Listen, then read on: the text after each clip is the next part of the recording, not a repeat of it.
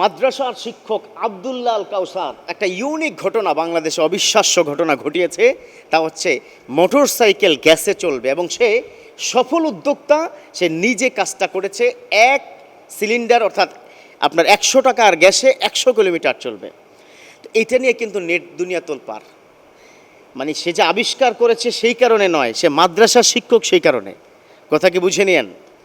প্রথমত হচ্ছে আজকে যদি অন্য কেউ এটা করতো, কোনো ইউনিভার্সিটি, শাহজালাল প্রযুক্তি বিশ্ববিদ্যালয়, এভাবে যে সায়েন্স অ্যান্ড টেকনোলজি ইউনিভার্সিটির কোনো স্টুডেন্ট যদি এই ঘটনা ঘটাতো, সারা বাংলাদেশ তাকে অ্যাপ্রিসিয়েট করতো। কিন্তু যেই ছেলেটা মাদ্রাসার টিচার, সেই ছেলেটা একটা ইউনিক একটা আবিষ্কার করেছে যে আপনার 100 টাকার গ্যাসে 100 কিলোমিটার চলবে এবং সে সফল। এই পর্যন্ত প্রায় 25টা মোটরসাইকেল সে এটা করে দিয়েছে এবং সেফটিভাবেই করেছে।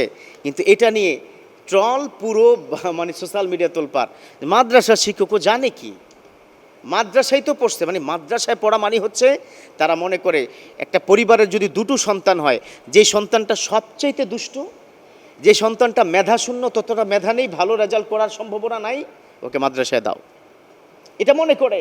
অথচ আপনাদেরকে জানিয়ে রাখি, ঢাকা বিশ্ববিদ্যালয় 1 থেকে 100 মেধা তালিকার মধ্যে যারা পরীক্ষায় উত্তীর্ণ হয়, ভর্তি পরীক্ষায় 1 থেকে 100-র মধ্যে গত বছর তার আগের বছর প্রায় 70 জন মাদ্রাসার ছাত্র সেখানে অ্যাডমিশন পেয়ে গেছে। আল্লাহু আকবার। সো মাদ্রাসার ছাত্রকে আপনারা অবজ্ঞা করে লাভ কি? কোনো এডুকেশন, কোনো সেক্টরকে, কোনো দল মতকে কখনো জাতিগতভাবে আঘাত করবেন না, কারণ কোথায় কোনটা কোন রত্ন লুকিয়ে আছে সেটা বুঝতে পারবেন না। এই ছেলেটি যখন এই কাজটি শুরু করলো, অনেকে তাকে অ্যাপ্রিসিয়েশন করেছে। ভিন্ন ভিন্ন আপনার কি জেলা থেকে অনেক টেকনিশিয়ানরা এসে তার কাছ থেকে শিখছে। কিন্তু এই সমালোচনাটা মূলতই হচ্ছে সোশ্যাল মিডিয়াতে। মানে যেখানেই কোনো মানে হুজুররা তো এত কিছু পারার কথা না, আলেমরা এসি লাগাবে কেন? তার কি বাসায় আলেমরা তো এসি লাগাতে পারে না। আলেমরা বুফে ডিনার খাবে, হইতেই পারে না।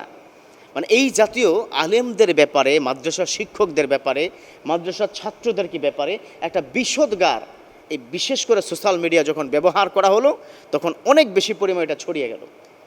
একটা ছেলে একটা ইউনিক আবিষ্কার করেছে, তাকে অ্যাপ্রিসিয়েশন করবেন। সে মাদ্রাসায় পড়েছে, না সে ইউনিভার্সিটিতে পড়েছে, নাকি প্রযুক্তি কোনো ইউনিভার্সিটিতে আপনার পড়েছে, এটা কিন্তু মুখ্য নয়। আপনি দেখবেন কোন টেকনোলজিটা সে আবিষ্কার করেছে, এটা কতটা অথেন্টিক। আমি আজকে কেনই কথাটা বললাম, মনে রাখবেন, ইন্নামা ইয়াখশাল্লাহু মিন ইবাদিল উলামা। এটা আজকের কথা নয়, এটা বহু বছর আগে আমার বিশ্বনবী এবং আমার আল্লাহ পাক এই কথাগুলো কিন্তু বলেছেন। হাল ইয়াস্তাবিল্লাযিনা ইয়ালামুনা ওয়াল্লাযিনা লা ইয়ালামুন। একজন আলেম একজন নন আলেম এক নয়। একজন আলেম আল্লাহকে যতটা ভয় পায়, অন্য কেউ এতটা ভয় পায় না। অর্থাৎ আল্লাহর সার্টিফিকেট, বিশ্বনবীর সার্টিফিকেট কিন্তু আছে আমাদের সাথে, ভুলে যাবেন না। একজন আলেমের সাথে একজন সাধারণ মানুষের সাথে আল্লাহ এবং তার রসুল কিন্তু পার্থক্য করে দিয়েছেন। এর মৌলিক কারণ হলো আল ইবাদত। ইবাদত হলো এমন একটা বিষয় যে ইবাদতটা মন থেকে আসবে। আপনি নামাজ পড়বেন, নামাজটা যদি সহি না হয়, নামাজ যদি লোক দেখানো হয়, ওই নামাজ আল্লাহ কবুল করবে না। আপনার নিয়তটা সহি করতে হবে। নিয়ত সহি করেন। কার সাথে কি করছেন? কেন একটা জাতি গোষ্ঠীকে আঘাত করছেন? সেখানে কি প্রতিভাবান লোক হতে পারে না? আমি তো প্রমাণ দিয়ে দিলাম যে ঢাকা ইউনিভার্সিটিতে 1 থেকে 100 মেধা তালিকায় 70 জনই মাদ্রাসার ছাত্র। একটা সময় একজন নাস্তিক প্রফেসর ঢাকা ইউনিভার্সিটি, তিনি কি বলেই ফেলেছেন একটা সেমিনারে যে ঢাকা ইউনিভার্সিটি এখন আর ঢাকা ইউনিভার্সিটি না, এটা হয়ে গেছে মাদ্রাসা।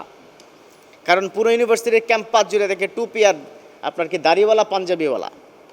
তো যাই হোক, আমি এই কথা বলতে চাই না, বড় কষ্টে বললাম যে একটা ছেলে একটা চমৎকার ইউনিক আবিষ্কার করেছে, সে মাদ্রাসার শিক্ষক, এটা করতে পারে না, এই জন্য তাকে আঘাত করা হচ্ছে, সোশ্যাল মিডিয়াতে তাকে পোক করা হচ্ছে, তার বিরুদ্ধে বিভিন্ন নানা রকম সমালোচনা করা হচ্ছে। আমরা যেন এটা কি না করি। আল্লাহ পাক আমাদেরকে বুঝার, এই জাতিগতভাবে বিষয়গুলো মানার তৌফিক দান করুক। আমিন।